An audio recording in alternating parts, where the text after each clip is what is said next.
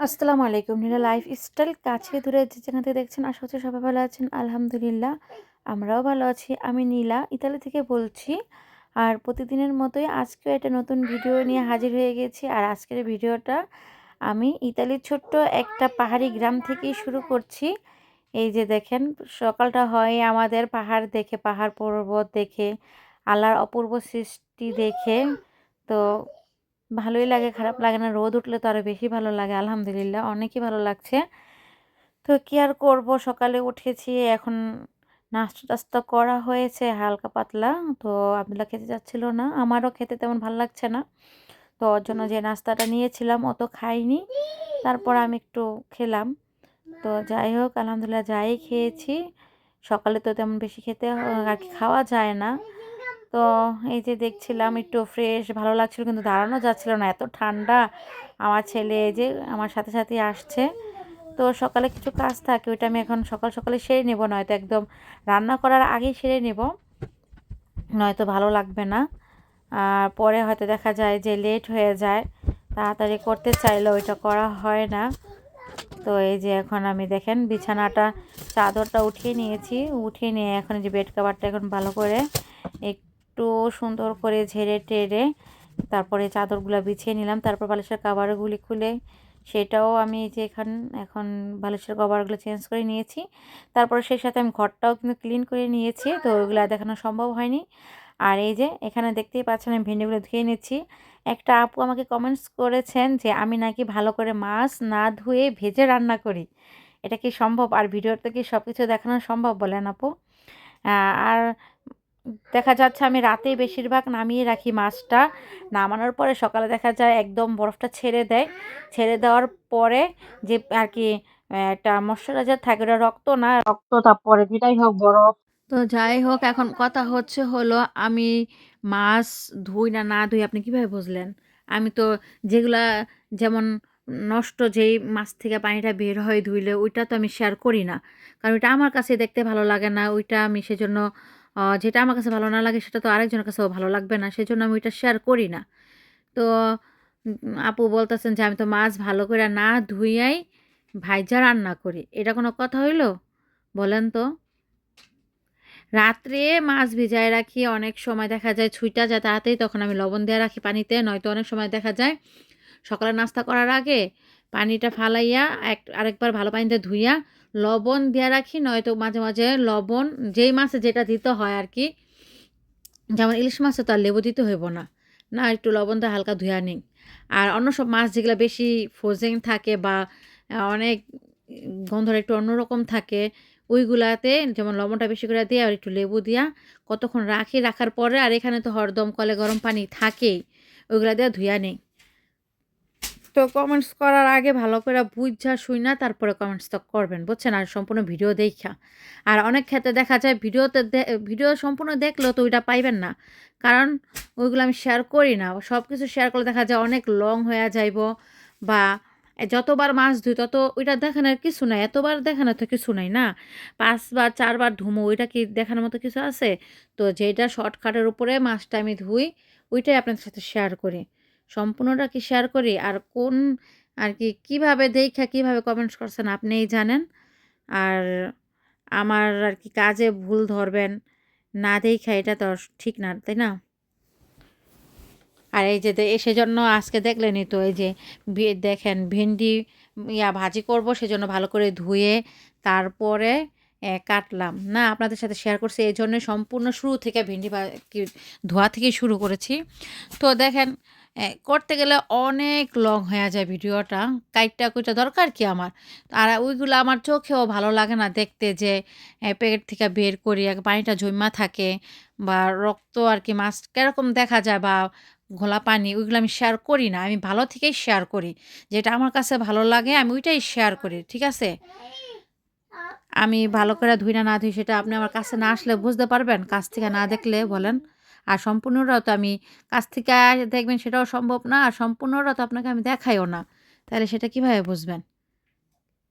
তো মানুষের নামে অযথা এসব কমেন্টস কইরেন না। সম্পূর্ণ ভিডিওটা দেখেন। সম্পূর্ণ না দেখতে পারলেও ৩-৪ মিনিট দেখার চেষ্টা করেন। কি আর করব? মানুষের নামে ভুলভাল কথা বললেন না, ঠিক আছে? তো এই যে দেখতে পারলেন, এখন আমি সব কিছু ধুয়ে নিচ্ছি। ধুয়ে যে ভালো করে তারপরে রান্নার জন্য প্রিপারেশন নিচ্ছি। আর ভেন্ডি ভাজি তো করেই ফেলেছি। আর এখানে ভাত রান্না করব। এই যে আমি ভাত রান্না করার জন্য এই যে দেখেন, কি আছে ধোয়ার মতো বলেন তো? আর সম্পূর্ণ দেখানোর মতো কী বা আছে? চালটা ধুইলাম, আর দেখলেনই তো না? তো তার জন্য কি আমি একবারেই ধুইছি? না। চাল অন্ততপক্ষে চাল-ডাল ৩ বার ধোয়ার নিয়ম আছে, ঠিক আছে? আর আমি শুধু ধুই না, আমি বিসমিল্লাহ করে ৩ বার ধুইয়া নেই। সেটাও তো আপনাদের সাথে শেয়ার করার মতো কিছু না। না, এটা কিছু, কিছু শেয়ার করি, কিছু, কিছু আবার শেয়ার করার মতো না। এটা যার একটা ব্যক্তিগত পছন্দ বা ব্যক্তিগতভাবে যে যেমনে পারে ওইটা আমরা ওমনে কইরা নেই। না, এগুলো তো বলার কিছু নাই। তো দেখলেনই তো ধুইয়া নিলাম। আর এরকমই চালটা দেখলেন আজকে একবার ধুইলাম ওরকমই একবারই আমি হয়তো ১ বার ২ বার ধুইছি ওইটা শেয়ার করছি। সম্পূর্ণটা কি আপনাদের সাথে শেয়ার করছি? আর ভালো করে মাছ-টাছ না ধুলে কি ওটা খাওয়া যায় বলেন? ওটা কি ভালো লাগে খেতে? তো যাই হোক, এই যে আমি এখন ভেন্ডি ভাজিটা করে নিয়েছি আর এই যে ভাতটা বসায় দিলাম। আর এই যে কথা বলতে, বলতে এখানে ডালটাও বসিয়েছি। ডালের মধ্যে দিয়েছি পেঁয়াজ, একটু সামান্য পরিমাণের আদা রসুন বাটা, আর হচ্ছে লবণ, সামান্য পরিমাণের হলুদ আর তেল। আর এই যে এখানে আমি কাটাকুটি করেছি। ঢেঁড়স ভাজি করলে হয় কি একেবারেই একদম চাকু তারপরে এই যে ভোটটা একদম পিছল হয়ে যায়। পানি দেওয়া ধুইলেও সহজে যেতে চায় না। তো তাই সাবান দিয়ে আর সোডা দিয়ে ঢোলা দিলে আর কি তাড়াতাড়ি হয়। আর ওই বোটের মধ্যে কালো দেখে ভাববেন না ওইটা আমার নোংরার কারণে হইছে। আসলে ওইটা হচ্ছে কাঠ তো ভিজা থাকে সেজন্য কাঠটা কালো হয়ে গেছে। বুঝছেন? এইটাই আর কিছু না। আর এমনিতে সবকিছুই আমি পরিষ্কার করে রাখি। পরিষ্কারভাবে রাখার চেষ্টা করি সবসময়। আপনাদের ভালোটাই দেখানোর চেষ্টা করি। যেহেতু আমি বাসায়ই থাকি, আমি গৃহিণী, আমি কাজ করি না। বাহিরে গিয়ে এখনো ওরকম আর কি সবার সুযোগ হয় না। সবাই করতে চায়। প্রবাসে এসে কাজ করলে একটু ভালো থাকা যায় বা আর এখানকার সুযোগ সুবিধা হচ্ছে অন্যরকম। ঠিক আছে? আ আরকি আত্মসম্মানবোধের যে একটা গ্রান্টি ওইটা আছে, ঠিক আছে? নিজের ব্যক্তিত্ব একটা গ্রান্টি আছে। তো এই দেশে আসলে ছেলে-মেয়ে উভয়ে কাজ করতে পারে, সমস্যা নাই। তো আমি পারি না যেহেতু আমার বাচ্চা ছোট সেজন্য আমি করিও না। আর হলো সেজন্য আমি বাসায় এই যে টুকটাক যে কাজগুলি করি আপনাদের সাথে ছোট, ছোট কাজগুলি যেগুলি করে থাকি বাসায় যা নরমাল কাজগুলি থাকে ওগুলি আপনার সাথে আমি একটু শেয়ার করি। আর ওগুলার ভিতরে কি করেন আপনারা না বুইঝা না শুইনা ভালো করে না দেইখা তারপর কমেন্টস করেন। যাই হোক, কমেন্টস করছেন, আপনার কাছে ভালো লাগছে সেজন্য কমেন্টস করছেন, কোনো সমস্যা নাই।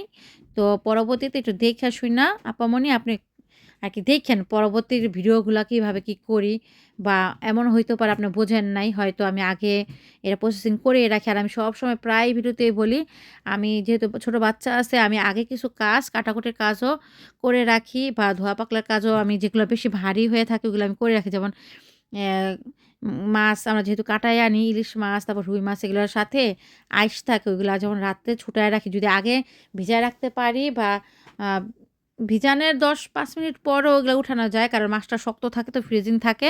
উঠাইতে তখন ভালোই থাকে। তো ওই অবস্থায় লবণ দিয়ে ধুইয়া আইসটা উঠায় ধুয়ে সারারাত আমরা লবণ দিয়ে রাখি। বুঝছেন? তো কি আর করার? ঝাড়ু-টাড়ু দিলাম দেখলেনই। তারপরে সারা বিকাল রেস্ট নিয়ে এখন আসছি হলো নুডলস রান্না করার জন্য। এই যে নুডলসের গুঁড়া পড়ে গিয়েছে আবার। তো যাই হোক নুডলস রান্না করে দেবো ছেলেকে এবং নিজেও খাবো। মা ছেলে দুজনের জন্যই। ছেলের হচ্ছে নাম, আমার হচ্ছে কাজ। আর এখানে একটু পেঁয়াজ দিলাম আর একটু তেল দিয়ে দিলাম। একটাই নুডলসই রান্না করব। তো আমার কাছে না ম্যাগি নুডলস থেকে এই নুডলসগুলো খুবই ভালো লাগে। ম্যাগি নুডলসটা আগে একটু অন্যরকম ছিল। হলো ক্রিমি, ক্রিমি একটা ভাব। আর ওইদিন রান্না করলাম কেমন জানি সাদা আটার দলার মতন কেমন চামচায় থাকে কেমন যেন। আর এই নুডলসটা আমার কাছে ভালোই লাগে ভেজিটেবল আর একটা আছে চিকেন। এটা হয়তো ভেজিটেবলই। তো যাই হোক এই যে এখানে আমি ওভেনে দেখলেনই নুডলসটা সিদ্ধ করে নিচ্ছি। সবসময় আমি ওভেনেই সিদ্ধ করে নিই। আর এই যে পেঁয়াজটা তেলের মধ্যে ভেজে নিচ্ছিলাম। পেঁয়াজটা সুন্দর করে ভাজবো যাতে একেবারে কড়া ভাজা না হয়ে যায়। আবার যেমন কাঁচা গসগসও না করে, ভালো লাগে না। আমার ছেলেও খেতে চায় না ওরকম হইলে। আবার পেঁয়াজটা বেশি ভাজা হয়ে গেলে না কেমন ওই স্মেলটাও ভালো লাগে না। কি একটা জ্বালা বলেন তো? তো এই যে সেজন্য আমার একটু সময়ই লাগে সব আর কি নিজের মনের মতো করে নিই তো তাই একটু সময়ের সাপেক্ষ হয়ে যায়। আর এই যে এখানে দেখতেই পাচ্ছেন এখানে আমি এখন একটাই ডিম দিয়ে দিব, বেশি দিব না। কারণ বেশি দিলে বেশি হয়ে যায়। আমার ছেলে খেতে পারবে না। এমনিতেই একটা দিয়েছি সেগুলা খেতে পারবে না। আবার ২ টা দিলে তো আরও বেশি হয়ে যাবে। ওগুলো আরও খেতে পারবে না। আর আমি খাই না পারতে। তো এই যে নুডলসের মধ্যে একটা কি অয়েল জানি থাকে, এটার মধ্যে কি মশলা আছে সেটা আমি জানি না, সেটা দিয়ে দিলাম। আর আরেকটু হলো নুডলসটা দেওয়ার পরে এই যে টেস্টিং সল্ট যে মশলাটা থাকে ওটা দিয়ে দিয়েছি, তারপর দিলাম ধনেপাতা। আর একটা কাঁচামরিচ পুরা দেইনি, একটু কেটে নামানোর আগ দিয়ে একটু লাড়াচাড়া করে দিলাম, যেহেতু অভ্যাস তো করাতে হবে ছেলেকে সেজন্য। আর এই যে কেচাপ দিয়ে দিলাম। আব্দুল্লাহ এইভাবে খেতে খুবই পছন্দ করে, সাথে আব্দুল্লাহর মায়ও।